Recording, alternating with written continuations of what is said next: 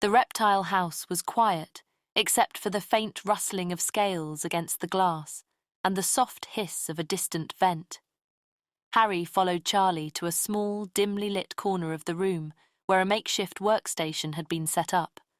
A few books lay open on a wooden table, their pages marked with hastily scribbled notes. In the centre of the table, the parchment Harry had found weeks earlier was spread out, pinned at the corners to keep it from curling.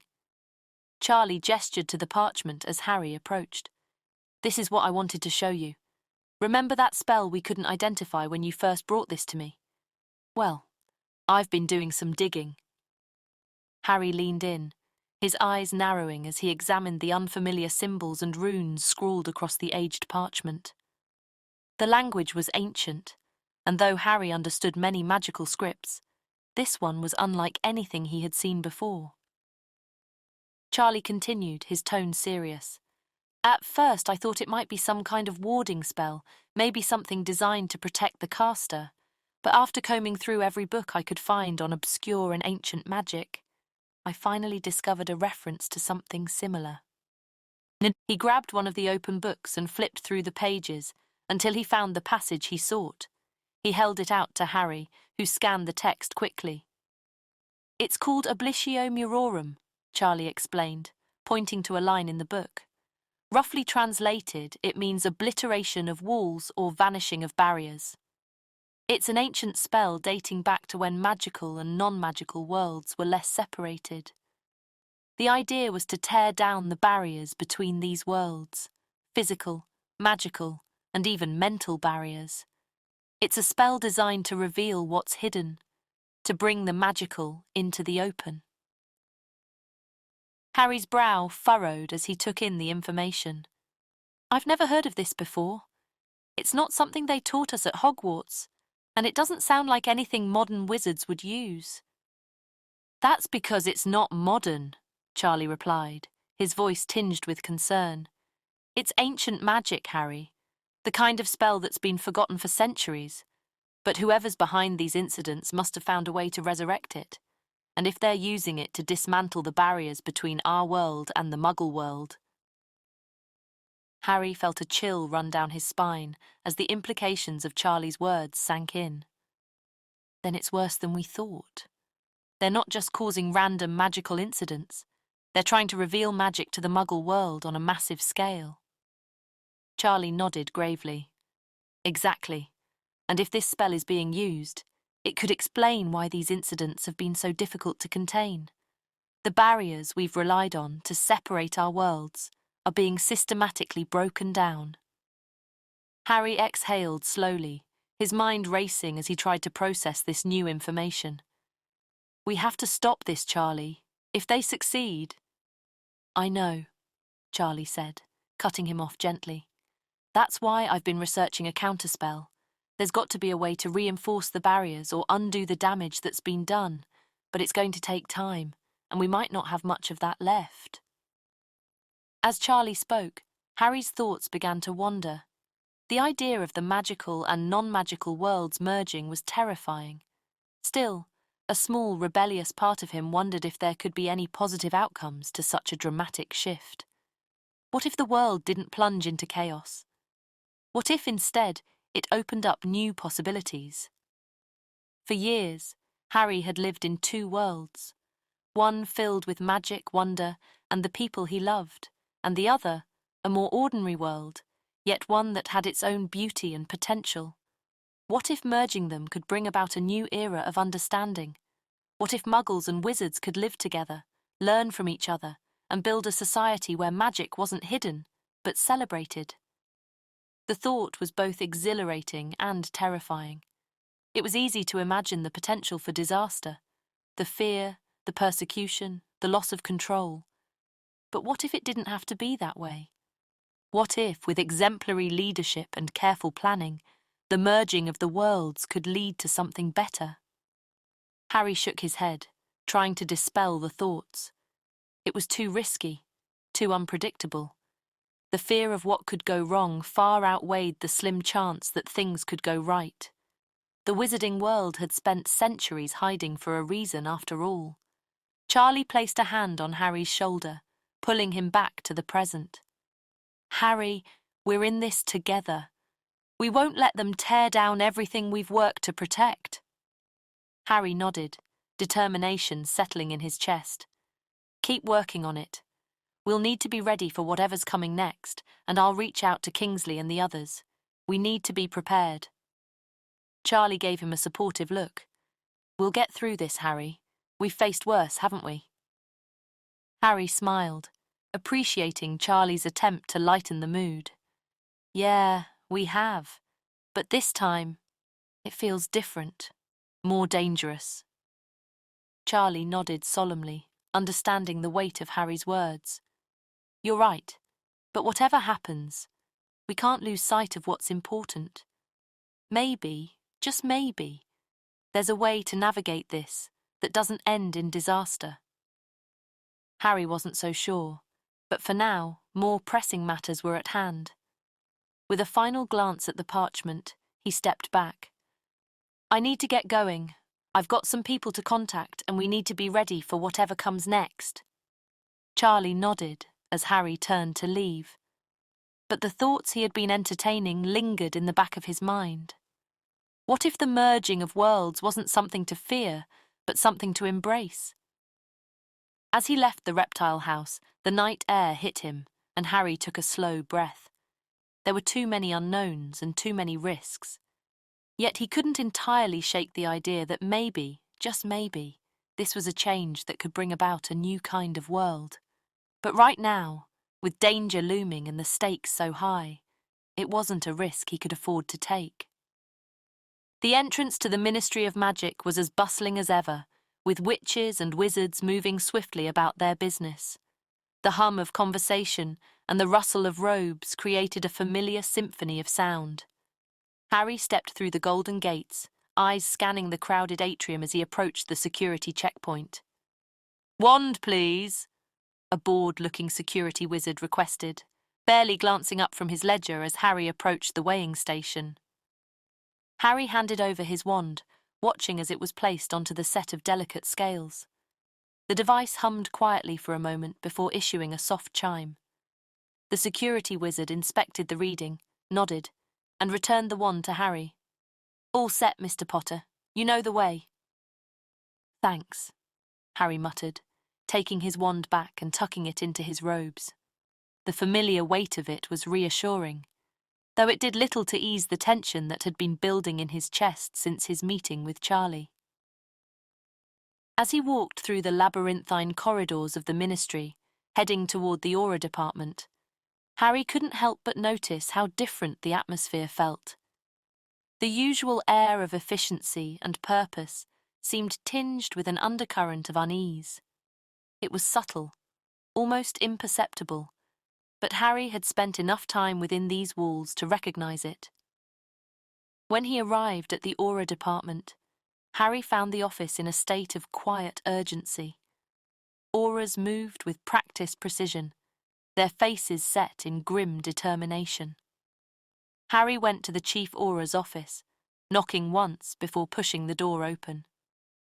Harry, Chief Aura Williamson greeted him with a nod as he looked up from a stack of reports on his desk. The man was in his early 50s, with sharp features and a demeanor that commanded respect. I've been expecting you. Harry sat opposite him, feeling the weight of the situation settling onto his shoulders. Chief, I've come to discuss the recent incidents. I'm worried things are escalating beyond what we can handle. Williamson leaned back in his chair, folding his hands over his chest as he regarded Harry with a steady gaze. We've got it under control, Potter. I know it looks bad, but we've dealt worse. The Ministry is extending the trace, and we're closely monitoring all magical activity within Muggle areas. We'll shut this down before it gets any further. Harry frowned, his fingers drumming lightly on the armrest of his chair. I've been looking into it myself, and there's something more to these incidents than just rogue magic. Whoever is behind this knows what they're doing. They're using ancient magic, spells designed to tear down the barriers between our world and the Muggle world. This isn't just about causing trouble, It's a calculated effort to expose magic to the public. The chief's eyes narrowed slightly as he listened, but his expression remained composed. I've read your reports, Harry, and I respect your instincts, but we've got all our best people on this. We're monitoring every possible lead, tracking every anomaly. We're not going to let this spiral out of control. Harry leaned forward, his voice low but urgent. I'm not questioning the aura's abilities, sir, but I've seen firsthand what this magic can do.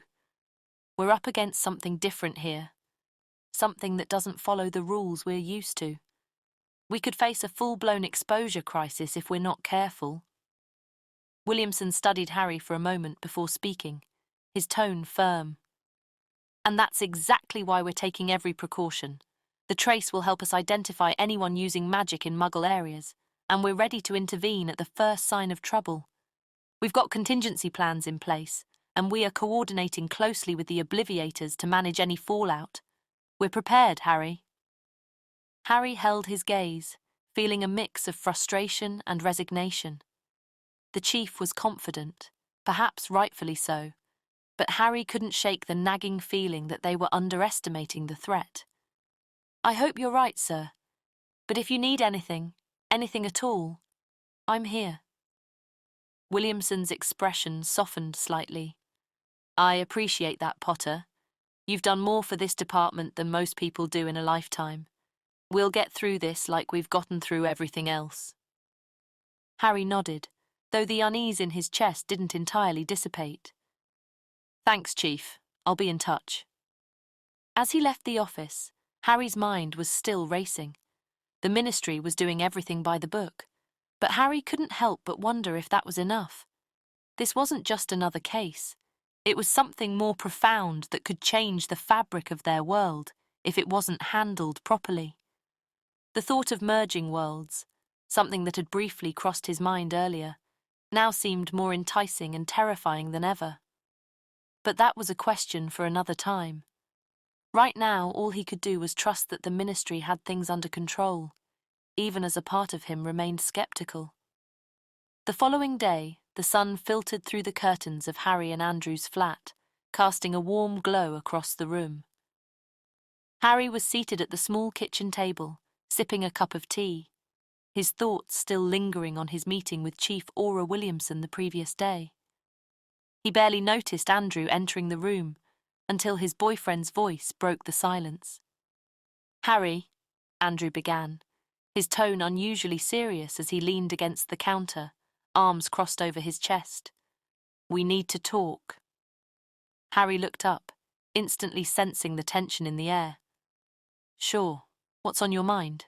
He asked, trying to keep his tone light, though he had a sinking feeling he knew where this was going. Andrew didn't waste any time. Yesterday, when your adoptive family showed up at our flat, it got me thinking. You've never really talked much about your past, where you grew up, where you went to school. And when I tried to ask, you always dodged the question. Why, Harry? Why don't you ever talk about it? Harry's heart skipped a beat. He had always been careful to keep his past, his real past, hidden from Andrew. He knew how complicated it was, how impossible it would be to explain the truth without revealing the entire magical world. And he couldn't do that, not to Andrew or anyone who wasn't a part of that world. It's complicated, Harry started, trying to buy himself some time to think. He stared into his teacup, avoiding Andrew's gaze. My childhood wasn't exactly normal, and it's not something I like to discuss. Andrew didn't let up. He pushed away from the counter and sat across from Harry, his eyes searching Harry's face. That's not an answer, Harry. Everyone has a past. Everyone has a story. But you've been so secretive about yours. And then yesterday, you introduced me to your family out of nowhere. People I've never even heard you mention before. It just doesn't add up. Harry could feel the walls closing in. He hated lying to Andrew, but the truth was something he couldn't reveal, not without risking everything. Look, Andrew, it's not that I don't trust you. It's just, There are things about my life that are hard to explain, things I'm not ready to talk about yet. Andrew's expression softened slightly, but there was still a hint of hurt in his eyes. I'm not asking for every detail, Harry. I just want to understand you better. I want to know who you are and where you came from. You're the most important person in my life, and it feels like there's this huge part of you that you're keeping locked away. Harry sighed, running a hand through his hair in frustration. He knew Andrew was right, but revealing the truth wasn't an option. Not yet. Maybe not ever. Andrew, I promise I'm not trying to shut you out. It's complicated. There are things about my past that I can't change, things I had no control over. And some of it is better left in the past. Andrew reached out, placing a hand over Harry's. I get that, Harry, I do. But whatever it is, you don't have to face it alone. I'm here for you, no matter what. Just don't shut me out. Harry felt a pang of guilt as he squeezed Andrew's hand. He wished he could be more open, more honest. But the world he came from was full of secrets that had to be kept for the safety of everyone involved. I know, Andrew, and I appreciate that more than you know. But there are some things I can't share right now. I need you to trust me on this. Andrew looked at him for a long moment, then nodded slowly. Okay, Harry, I trust you. But if you ever decide you're ready to talk, I'll be here. Harry smiled weakly, relieved that the conversation was over, but knowing that the underlying issue was far from resolved. Thanks, Andrew. That means a lot to me. As Andrew stood and began to busy himself with breakfast, Harry couldn't help but feel the weight of the secrets he was keeping. The lies were piling up, and he knew it was only a matter of time before they started to unravel. But he had managed to keep the truth hidden, at least a bit longer. But as he watched Andrew move around the kitchen, Harry couldn't shake the feeling that he was walking a dangerous line. The world he had fought so hard to protect was inching closer to being exposed, and the life he had built with Andrew was at risk of being torn apart by the secrets he was trying